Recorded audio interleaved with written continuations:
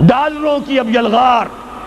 اب یہاں پر امریکی سرمایہ اور ڈالر چاہے مشرق سے آئے چاہے مغرب سے آئے وہ یہودیوں کا اعلی کار ہے. آپ نے اگر $1 نوٹ کا اگر کبھی نقشہ دیکھا ہو، اس کے اوپر جو سگنیا بنا ہوا ہے، جو نشان ہے، وہ کیا ہے؟ پیرامڈ، احرام مصر. یہ کن کے لیے اہمیت رکھتے ہیں؟ ہزارہا یہودیوں کا خون اور ان کی ہڈیاں ان پیرامڈز کے تلے دبی ہوئی. جب یہ احرام بنائے گئے تھے، یہ یہودی وہاں غلامی کے دور میں تھے، بیگار ان سے لی جا رہی تھی. بڑے بڑے پتھر جب گرتے تھے تو پسنے والے یہودی ہوتے تھے. یہ ان کی اپنی جیسے ہولوکاسٹ، جیسے انہوں نے اس کو اپنا سمبل بنایا ہوا ہے، اسی طریقے سے پیرامڈ، مصر کا پیرامڈ، یہ گویا کہ ان کے اس زوال کا ایک نشان ہے. اور اس پر ایک آنکھ بنی ہوئی ہے، ایک آنکھ، کان دجال کی آنکھ، وہ دیکھ رہی ہے. عجیب ہے یہ سمبل.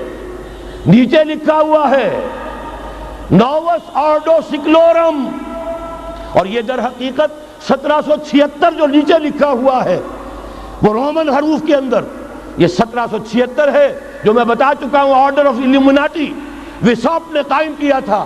عام دنیا یہ سمجھتی ہے کہ شاید یہ امریکہ کا یوم آزادی ہے، سن آزادی ہے. 1 مئی اس آرڈر آف الومناٹی کی تاسیس 1 مئی کو ہوئی ہے.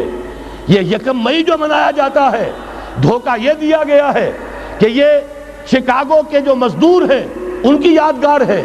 حقیقت میں یہ 1 مئی اور 1776 آرڈر آف دی الومناٹی کی تاسیس کی تاریخ ہے. ڈالر میرے اس دیش کو ناپاک نہ کرنا. اور میں تو انہیں داد دیتا ہوں، جو کچھ انہوں نے، شاعر کہتے ہیں اس کو جو صاحب شعور ہے، اس صاحب شعور نے جو مشاہدہ کیا ہے کہ ڈالر آئے گا تو کیا آئے گا ہمارے ہاں. میری تو فکر کے اندر رچ بس گیا ہے. پاکستان کے بارے میں جب کہا تھا اے آندھیو سنبھل کے چلو اس دیار میں، امید کے چراغ جلائے ہوئے ہیں ہم.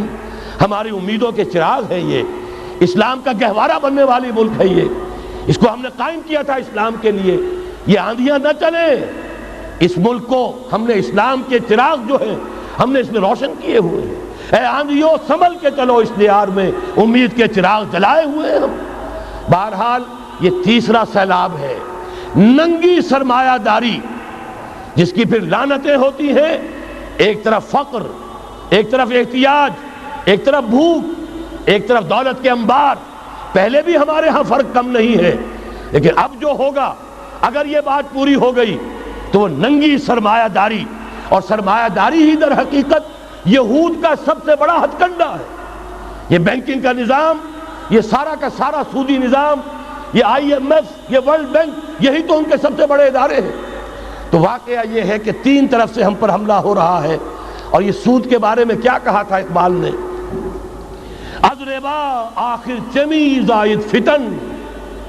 اس سود کے الخبائث کے پیٹ سے سوائے فتنوں کے اور کیا برآمد ہو سکتا ہے؟ کس نہ داند لذت قرض حسن. کسی کو قرض حسنہ کی لذت یاد نہیں رہی. بغیر سود کے قرض دو. تمہارے پاس فاضل رکھا ہوا ہے، کسی بھائی کو دو کہ وہ اپنی معاشی گاڑی کا پہیہ چلا لے، پھر اصل واپس لے لینا. اگر اتنی ہمت نہیں ہے کہ ان تصدقوا فهو خیر لکم، صدقہ ہی کر دو تو سب سے اچھا ہے. دے ہی ڈالو اپنا فاضل سرمایہ. یسألونک ماذا ينفقون قل العفو. مت رکھو اپنے پاس، یہ گندگی ہے.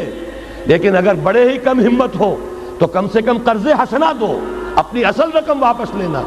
کس نہ دانت لذت قرض حسن.